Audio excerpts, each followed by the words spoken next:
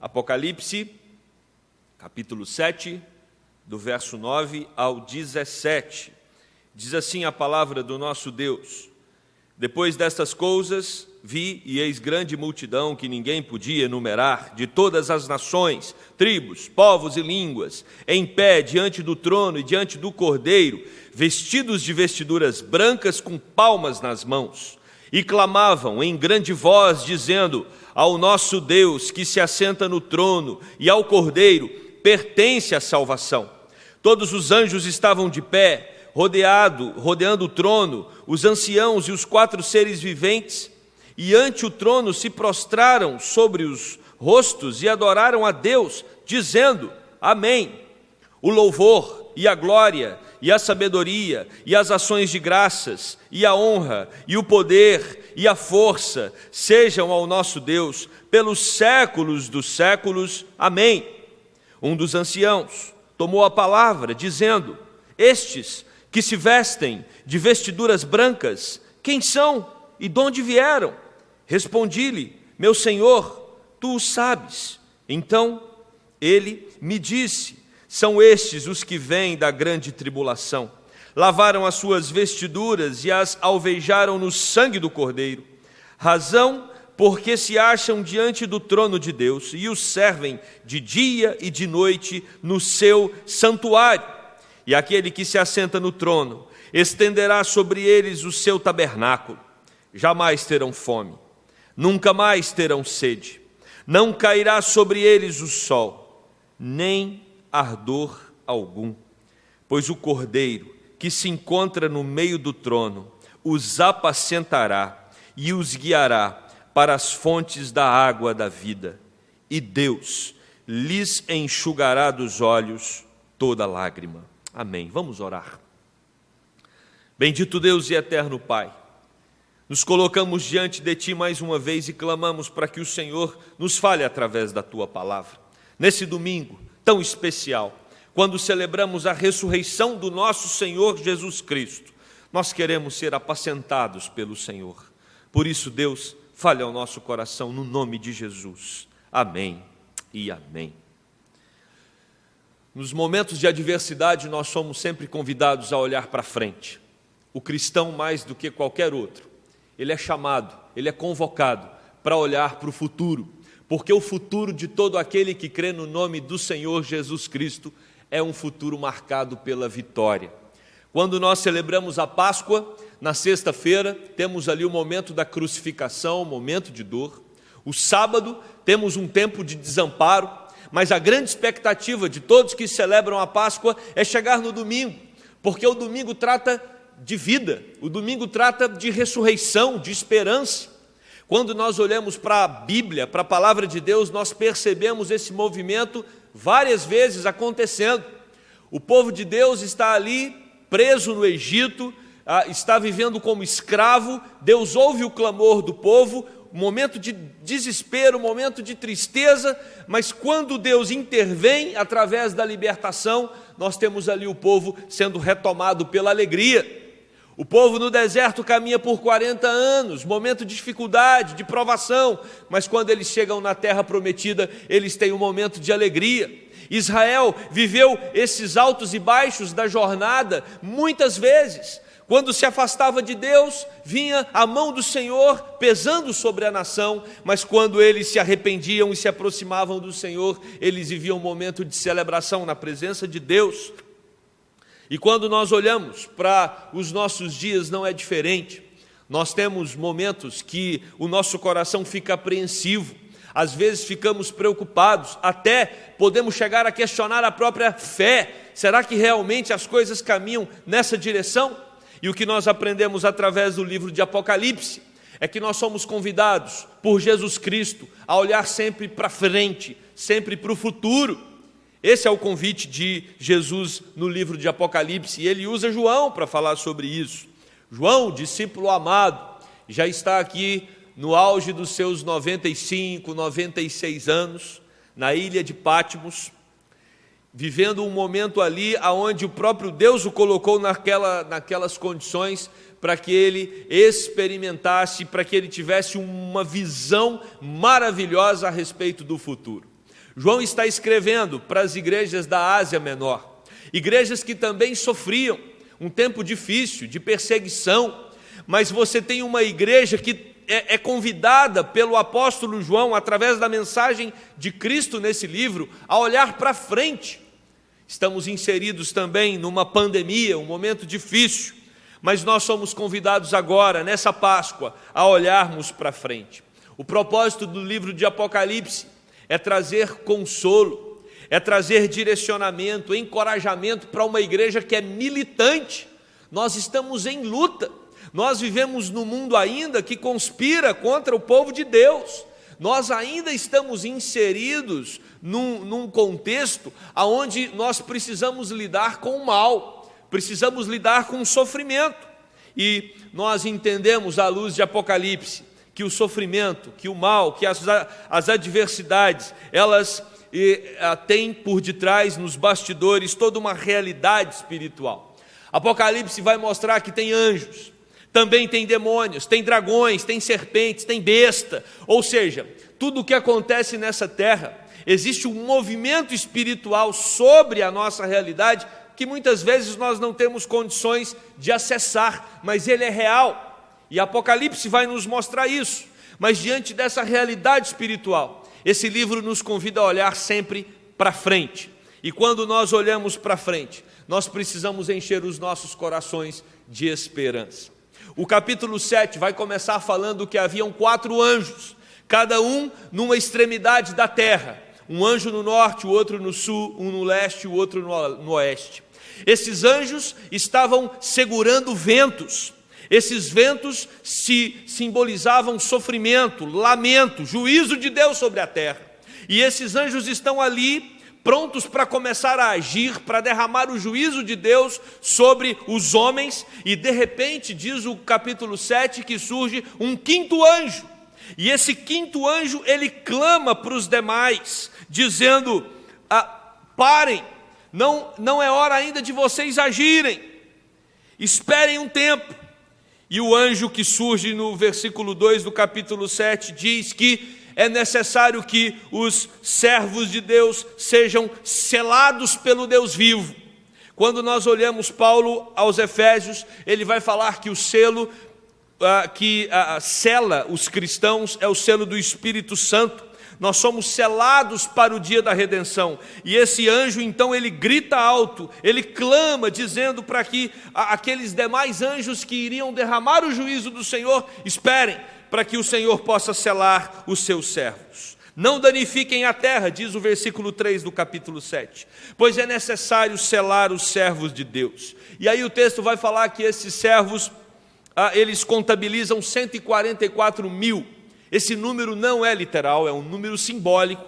Você tem o número 12 das 12 tribos de Israel, o outro número 12 simboliza os apóstolos, esse novo momento da igreja, a nova aliança, e o número 1000 simboliza a inteireza. Então a antiga aliança, a nova aliança vezes 1000, que é o número da inteireza, dá então 144 mil. E o texto vai dizer que esse selo de Deus, ele separa os filhos do Senhor que serão poupados, que serão preservados, que serão guardados pela poderosa mão de Deus. Hendrickson, quando comenta esse texto, ele diz que esse selo tem uma tríplice função. A primeira é proteger contra a falsificação. A segunda é marcar uma propriedade. Pedro vai dizer que nós somos propriedade exclusiva de Cristo, e por isso o selo do Espírito Santo é que autentica essa realidade, esse fato. E também o texto tem o propósito de certificar o caráter genuíno. O texto vai dizer que esse selo era colocado na fronte. Isso torna o selo visível, para que todos percebam que nós pertencemos ao grande Deus. Mas também, quando Apocalipse fala de fronte, Apocalipse remete ao nosso cérebro, à nossa mente, mostrando que, selados pelo Espírito Santo, esse Espírito agora, ele dirige, ele norteia, ele orienta toda a nossa caminhada, toda a nossa vida, toda a nossa existência. Por isso que a Bíblia vai dizer que nós devemos ter a mente de Cristo, porque somos guiados pelo Espírito Santo de Deus. Daí nós chegamos no versículo 9, quando João escreve que depois dessas coisas, depois desses 4 anjos preparados para derramar juízo, depois do 5º anjo falando sobre o selo que deve ser colocado na fronte dos cristãos, nós temos agora João dizendo, depois destas coisas, ou seja, depois dos momentos difíceis que nós atravessamos nessa terra, depois das lutas árduas que nós temos aqui nesse mundo, depois de tudo, depois do dilúvio, depois da Torre de Babel, depois do Egito, depois do deserto, depois do exílio, depois da crucificação, depois do silencioso e sombrio sábado, depois das perseguições, depois dos lutos, das perdas, das crises, das angústias, dos sofrimentos, das pestes, das epidemias, depois das guerras, depois de tudo, nós temos a ressurreição. Hoje é domingo de Páscoa, hoje é dia de falarmos da vitória. Chega o dia da glorificação, chega o dia do céu, o dia em que Cristo irá se encontrar com a sua igreja e com Ele nós viveremos por toda a eternidade. A Páscoa é um convite para que olhemos depois destas coisas. É domingo, Cristo ressuscitou e por isso nós precisamos celebrar essa vitória. Não podemos ficar presos ao desamparo do sábado. Todo dia para o crente é domingo, todo dia para nós é dia de ressurreição. Por isso, quando enfrentarmos as adversidades cotidianas, nós precisamos olhar para a cruz, nós precisamos olhar para o sepulcro vazio, porque é isso que vai alimentar a nossa caminhada, é isso que vai alimentar a nossa esperança, é isso que vai fazer com que os nossos corações transbordem de alegria, mesmo diante de dias difíceis. Depois dessas coisas, o texto vai dizer que João vê algo. E o que João vê? Uma incontável multidão de todos os lugares, de todas as tribos, povos, línguas e nações. Uma igreja militante, uma igreja que passou a sua diversidade no seu tempo, na sua época, aqui na terra. Agora essa igreja se torna triunfante. Não é possível nós triunfarmos plenamente aqui, irmãos. Aqui é lugar de luta, mas há de chegar o dia em que seremos uma igreja vitoriosa, na plenitude, quando nós estivermos ali, somados a essa grande multidão. E olha, esse lugar é um lugar real. Essa multidão é uma multidão que está num grande ajuntamento, ou seja, esse lugar não existe qualquer possibilidade, qualquer pandemia de impedir os irmãos de estarem juntos com o Senhor Jesus Cristo. O céu é um lugar onde como multidão nós nos reuniremos vitoriosamente e estaremos diante do Cordeiro que ressuscitou, diz o texto. E o texto fala que nós estaremos de pé, em comunhão, servindo, usufruindo da mesma ressurreição. Teremos vestiduras brancas, ou seja, retidão e santidade são marcas desse lugar. Teremos as palmas nas mãos, as palmas que foram usadas ali enquanto Jesus entrava em Jerusalém, agora serão usadas nesse lugar maravilhoso, celestial, onde o Cordeiro ressurreto estará sendo adorado, glorificado por todos aqueles com ramos em suas mãos. João não somente vê essa cena linda e maravilhosa, como ele também ouve. E o que João ouve? A multidão está clamando, e a ideia aqui na língua original é que é um som estrondoso, é um som lindo e maravilhoso, quando a multidão exalta a Deus, dizendo que a salvação pertence ao Senhor e ao seu Cordeiro. Essa multidão está celebrando a vitória, porque nós somos o povo da vitória. O versículo 11 vai dizer que não somente a multidão está louvando e bendizendo a Deus, mas também todos os seres angelicais estão prostrados e estão adorando, dizendo amém. Versículo 12, o louvor e a glória e a sabedoria e as ações de graças e a honra e o poder e a força sejam dadas ao nosso Deus pelos séculos dos séculos. Amém. Devemos louvar a Deus aqui, pela certeza que nós temos de que um dia estaremos na presença dEle louvando tanto de dia quanto de noite, o tempo todo. João vê uma multidão. João ouve o clamor de uma multidão, adorando e bendizendo a Deus, e também o louvor dos anjos. E aí começa um diálogo, no versículo 13. Um ancião pergunta para João: quem são esses, João? De onde eles vêm? Aqueles que estão vestidos de branco. João responde ao ancião: é você quem sabe. E o ancião então agora responde a João: são estes que vêm da grande tribulação. Meus irmãos, nós estamos nesse momento de grande tribulação. É o tempo que vivemos aqui na terra. São os dias difíceis que foram profetizados por Daniel, dias difíceis que foram profetizados pelo próprio Jesus. O profeta Daniel diz no capítulo 12, versículo 1: nesse tempo se levantará Miguel, o grande príncipe, o defensor dos filhos do teu povo, e haverá tempo de angústia, qual nunca houve, desde que houve nação até aquele tempo, mas naquele tempo será salvo o teu povo, todo aquele que for achado inscrito no livro. Jesus também vai falar sobre os dias difíceis dessa terra, em Mateus 24, versículo 21, porque nesse tempo haverá grande tribulação, como desde o princípio do mundo até agora não tem havido, nem haverá jamais. Nossos dias são dias difíceis, mas nessa terra, depois da queda, não houve dias fáceis aqui.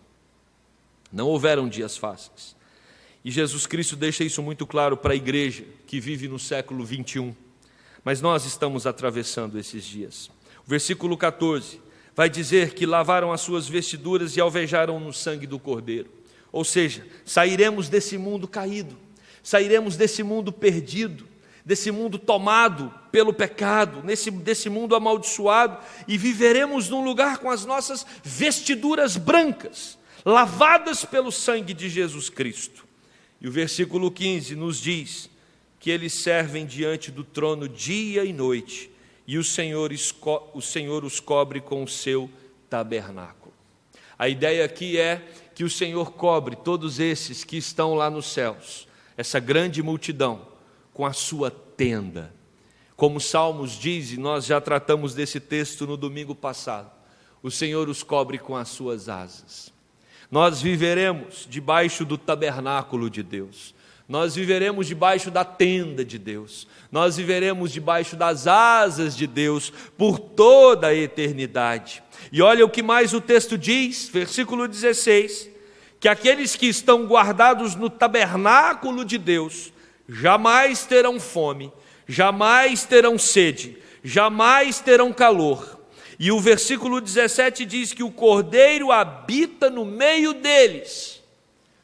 Viveremos com Cristo, o Cristo que ressuscitou, o Cristo que apareceu para aquelas mulheres, o Cristo que apareceu para Pedro, que apareceu para os apóstolos. Paulo vai dizer em 1 Coríntios 15 que apareceu para mais de 500 pessoas.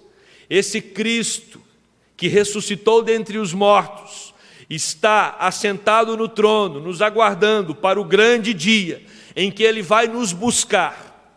E a partir daí, nós viveremos num lugar aonde nenhum mal, aonde nenhuma peste, aonde nenhum problema, nenhuma angústia, nenhuma adversidade entrará.